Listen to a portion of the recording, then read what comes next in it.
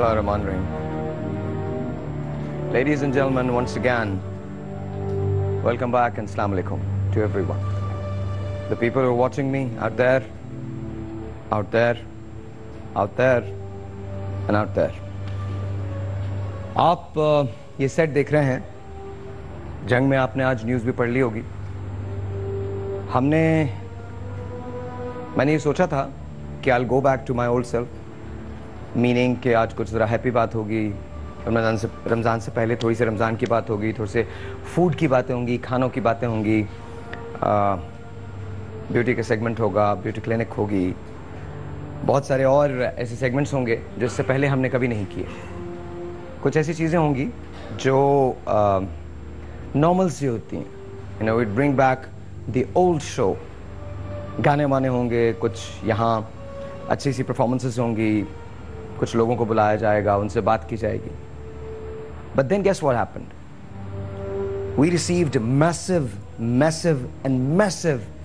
amount of response on जिन, भूत, प्रेत, अफरेत. इसके बारे में और एक ऐसा वाक़या हुआ जिसने मुझे मजबूर कर दिया कि मैं ये वीक दोबारा करूं. इसमें हम उन लोगों को बुलाएंगे अपने पास जिनके रियल केसेस हैं. लाइक आई सेड कि हमारे शो में कोई फैब्रिकेशन कभी भी नहीं होती. We don't believe in fabrication. यहाँ आप जो भी चीज़ देखते हैं, आंसू से लेकर हंसी तक, सब रियल होती है. यहाँ आप जिन लोगों से भी मिलेंगे वो सब के सब रियल होते हैं. जितने केसेस आप देखेंगे वो सारे के सारे केसेस बहुत रियल हैं.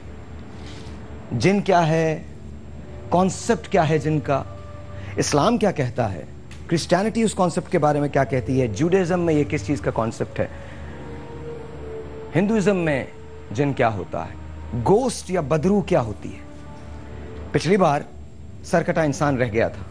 क्या वो एग्जिस्ट करता है? क्या आप रूहों को बुला सकते हैं?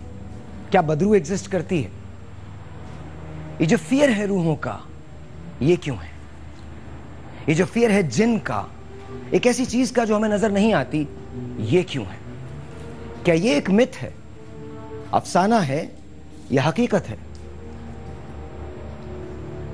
अगर आप हिस्ट्री देखें तो इस्लाम से पहले भी और इस्लाम के बाद भी जिन एग्जिस्ट किया करते थे.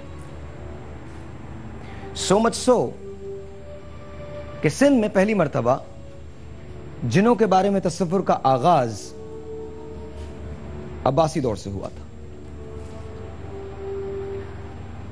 1000 Nights and the Fisherman, ये वो कहानी है जिसे जिन से मंसूब किया जाता है. मारिद क्या होता है? मारिद उस जिन को कहते हैं जो ओपन सीज में रहता है, जो खुले समंदरों में रहता है. वो जिन की सबसे ज्यादा ताकतवर किस्म है. क्या वो अफसाना है या वो हकीकत है? वो लोग जो मर जाते हैं, क्या हम उनकी रूहों को यहां बुला सकते हैं? वो जिन पे हाजिरी होती है, क्या वो लोग कभी दुरुस्त हो सकते हैं? अगर आप किसी ऐसे केस को जानते हैं जिन पे हाजिरी होती है, तो हम चाहते हैं कि हम उनसे बात करें. हमारे पास मुआलिज भी हैं, हमारे पास तबीब भी हैं, हमारे पास साइकियाट्रिस्ट भी हैं, हमारे पास सारे के सारे लोग हैं जिनकी मदद से हम आपको आपकी ज़िंदगी दोबारा से वापस दे सकते हैं. लेकिन मेरे इस प्रोग्राम को करने की वजह क्या थी? क्या आपने कभी ऐसा महसूस किया है कि एक आदमी है जो ऐसे हाथ करके आपको इलायची देता है, एक इलायची देता है, वो इलायची आप खा लीजिए, आप आसेब से दूर रहते हैं.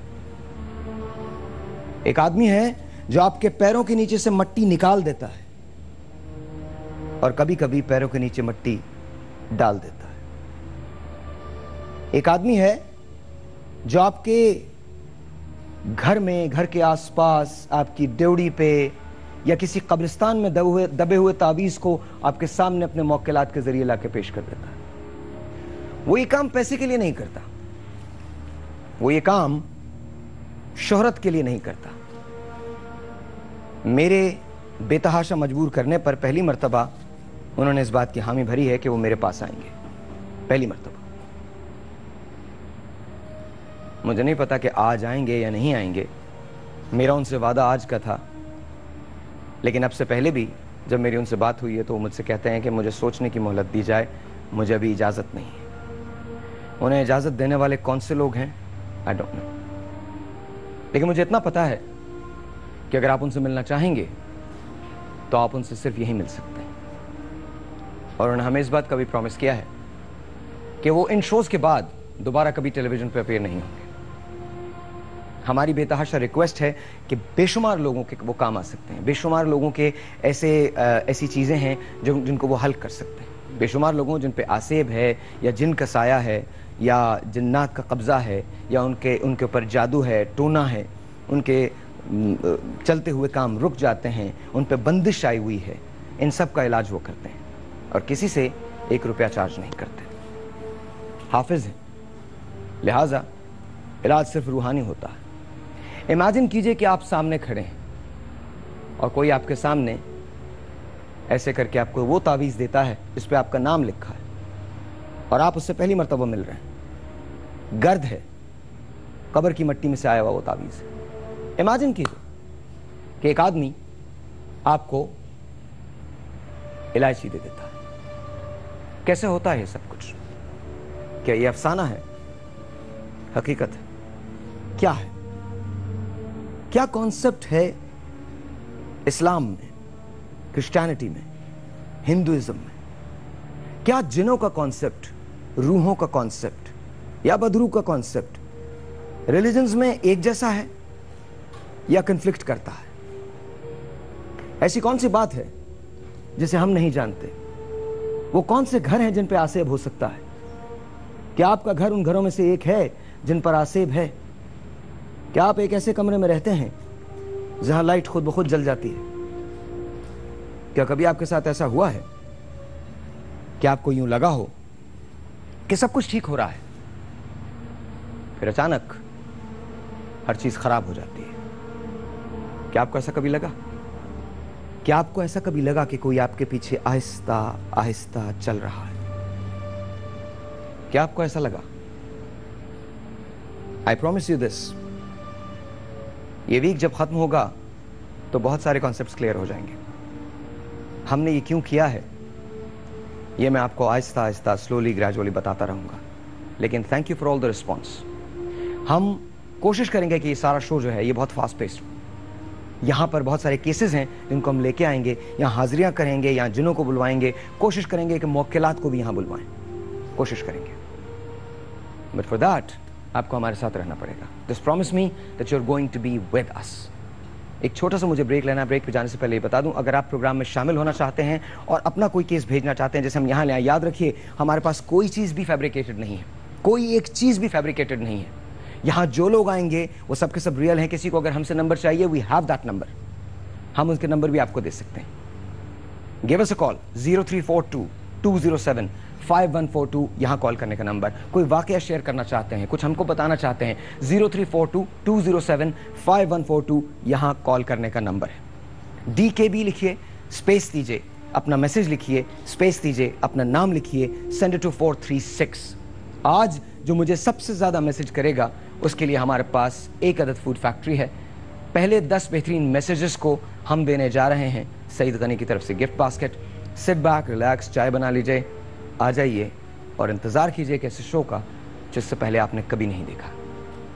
बस ये याद रखिएगा कि यहाँ जो कुछ है सच है, सच के सिवा कुछ भी नहीं है। पहली हाजिरी इस ब्रेक के बाद। हाजिरी का मतलब यह है कि किसी पे जिन आता है, तो हम यहाँ एक जिन को बुलवाने जा रहे हैं। छोटा सा ब्रेक, आपसे मिलते हैं ब्रेक के बाद।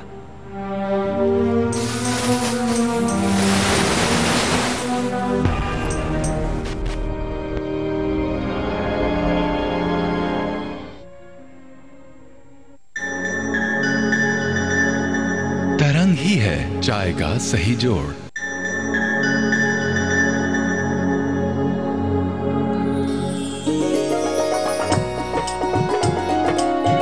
तुम्हें रंग, खुशबू, मजे से है जाना, सही जोड़ हो तुम